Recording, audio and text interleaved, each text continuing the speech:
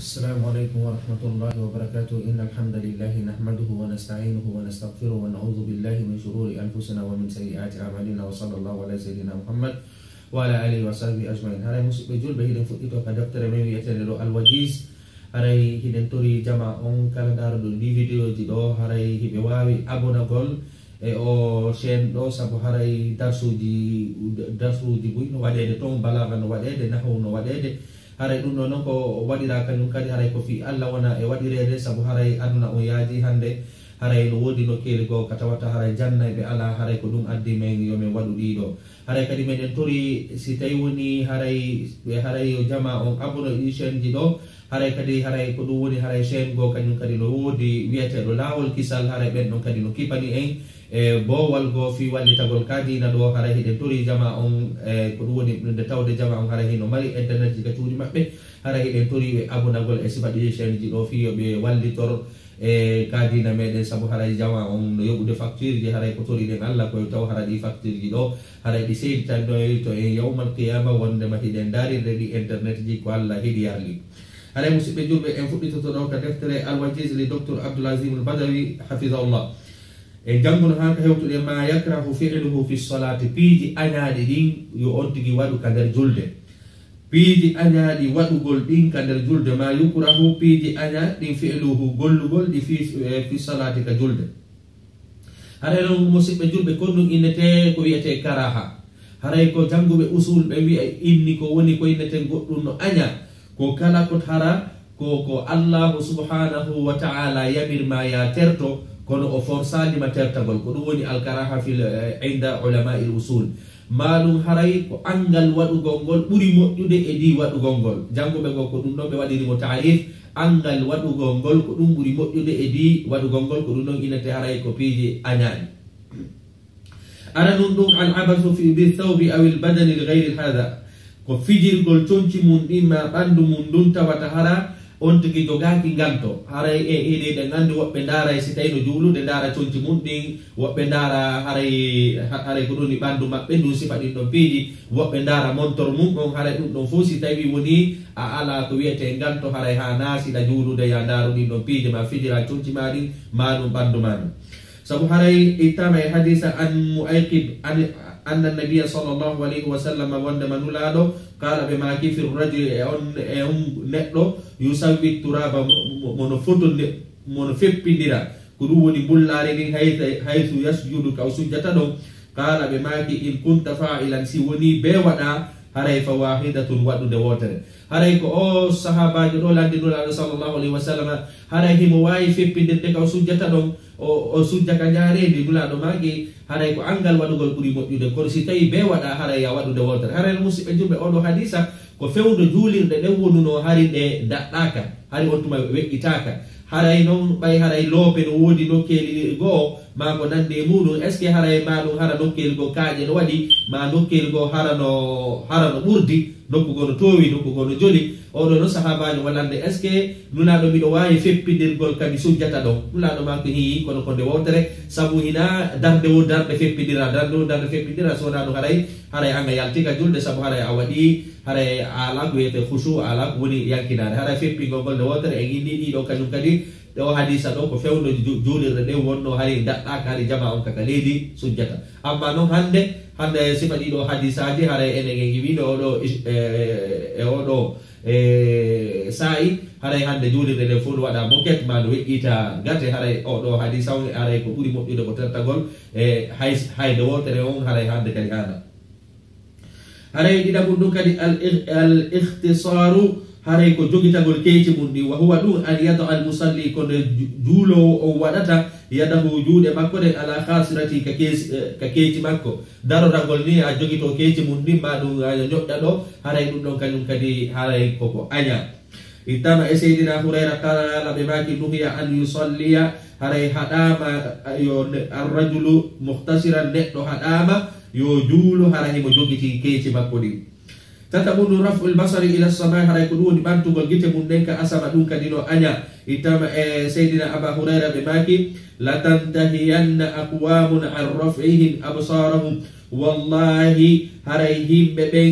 wallahi hiɓe duwa accugol ɓantugol gite maɓɓe ɗen dow inda du'a'i fi salati sibe du'a de ka julde ila samai be bandira ka asama aw la tukhtafanna absaruhum ma dum gite mabbe de ko dum woni wippe haray ko dum woni si tay woni kadi lan du'a de bini sani Allahu liman hamda haray ha nayo mi tiggito doga sabu tiggitagol doga kay kadi se ko ka julde haray ko hunde anyale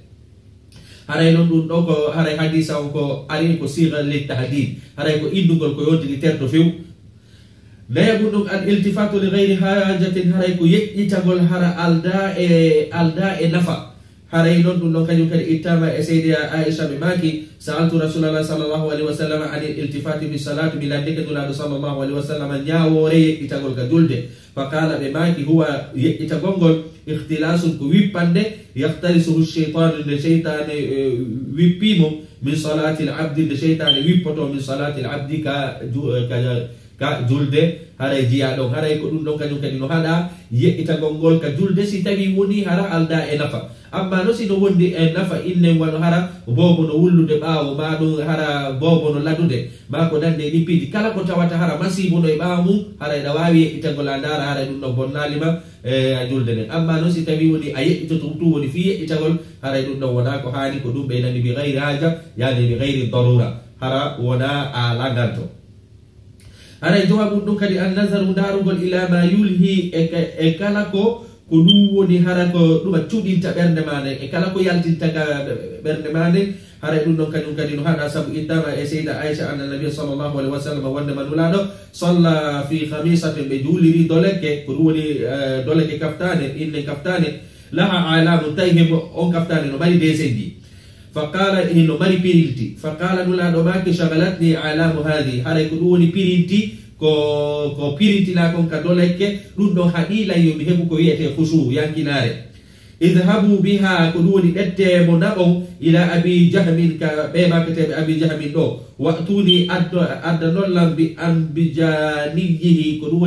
haray ko dum doleke makko ambijana haray non de halfere do haray ko dolokadi tekkudi o do kanyum hari ala pirinti nula do maki dette o doleke do jonno yo kare jonno yo makete be abi jahmin adda nollam oya doleke mo kari neldunol haray ko sahabaje do neldi nula sallallahu alaihi wasallam o doleke wiete do ambijani haray ko doleke tekkudo mo alda pirinti nula do ni dette o doleke do jonno yo oya adda nollam doleke mo oya neldunolam on haray ko dum woni haray ko buri moƴƴude kadi ko ya juulir conci de ala pirinti sabu haray si pirinti hen no wodi ko imma an tigiri di sonje ma dum di sonja be wonda e durude be surtout no si ko woni imam hara e da dari yeso ma hara wobbe no bawma haray dum non kanyum kadi as-sadlu wa taqtiyatul fam ko woni haray bornagol kanyum kadi conci haray no daso ka leydi dum non kadi no hala wa taqtiyatul fam e suddugol hunduko ko inne wano si jangol ari do ni e yi'ay jama on wadi ko inete duma shar hara hino tari fi lekki jangol wobbe den juula ko dum non sujjidata e mudum dum kadi hana sabu haray adwa ka tarude ka hunduko do sujja hore don haray ko buri moƴƴude ko ittugol dum don maha gayna sujjude sabu ittama e sayyidina abi hurayra be maki naha ani sadli wanda manulado sallallahu alaihi wasallam haadi ko duwoni dasugol conci mudum fi salati ka julde aw yugatti rajula fa ma neddo ko duwoni sudda hunduko mun ko haray no karam ko be no yewti ko duwoni on ko wiete asadul wobbe ni haray conci go ko si tawi woni hidi dasade ka leydi wobbe go inni wondema ko si tawi woni on tigi no bali di inne hara ko dole kay anokka wakkoji ni akkita dum no leyleytiga haray dum don kanyum kadi jangobe goyni dum no wi'e asadul dum no wi'e dasagol haray no be ni wonde wasi ko ni haray ko ya mobutu wobbe ini ko dum do woni sadl wobbe inni kade sadl ko dektugol inne ko dole ke wenga e makko tawa nadali juude makko den nadali jongo inne wano dolo kaji go hino wodi wano sifa pardo ni detta pardo o wenga yore ma salo dana dum de jongo gon ka der juude acca dum do leleta don wobbe ini ko dum do woni sadl wobbe inni sadl ko ya dettu haray dole ke on wada ka hore ma buumo da ronka bornade mo no duwiri no haray ko dum no inete sadl ko indete no hala Imam Shawkani ka deftere makko Nailul Awtar on don kanyum inni koko wawla do fu no inde sadl bi gaddi nazar ko be hippa mo do ko be wada mo ni ala danadi junga ala nada jungo o inni ko karam ko be yewti do fop dum do fu no inde asadl haray ko dum be yewti do fi asadl haray jedda ɗum ɗon attasa'um ko ɗoni ngabugol sundulla kañum kadi haray ɗum ɗon kañum kadi no aña si tawi woni anga etaki fiita yaltu si tawi ɗo woni etike ha yaltani hoore mum haray ɗum ɗon haray anatori min babu daruriya haray ɗum ɗon a langanto an abi hurairata anna nabi sallllahu alayhi wa sallam kala nulaɗo maki attasa'um ngabugol sundulla fi salati ka aka julde min alcheitan ɗum hino jeeya e piiji cheytani an kuuji fa ida tasa'aba ahadukum si goɗɗo e moɗo ngaaɓi sundulla falyakzim ko ɗum woni yo ɓiƴu ngabugol sundalla o mastata'a no o wawiri yo o ɓennutu yo wakkilo hara o ngaɓali sundulla ha yiru no wawiri amma no si hewti ka a wawani ɗum few Allah inni wondema haray ɗon on kanko mo fawalima ko a townata haray ko Allah daali fattaqullaha mastata'tum hollire Allah no wawiri ɗon sa ɓiƴike ha a runku yaltani hoore mum haray ala haray ɗon ina ko aña ko tanke noon hiɗa wawi ko ya eto hara yalta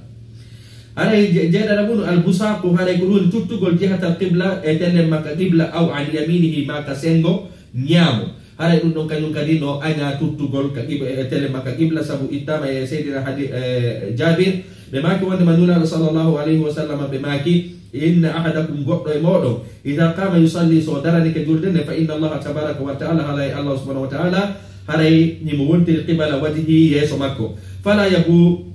fala yabsuqanna qibala wajhi wataw tuttu yeeso makko wala an yaminihi wala ka ñaamo makko wali yabsuqu an yasari yo tuttir ko ɗuwoni ka nano makko tahta rijlihi lyusra ka ley koyngal makko nanal haray ko yo tuttu ka ley koyngal makko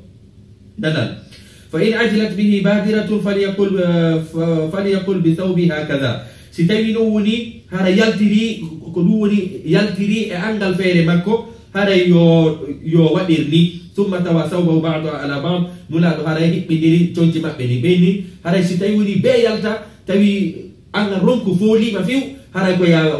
waɗu ni conci ma ɗin takka ɗon seke haray ko ya hunto haajo on ka aka conci ma haray no musidɓe julɓe koynete ya tuttu nano ya tuttu ñaamo koyen andu ɗe ñawoje ɗo ko fewno juulirɗe ɗen hari ala daɗɗateeri hani juulirɗe ɗen ala gate hani juulirɗe ɗen koka bullari juulete kaka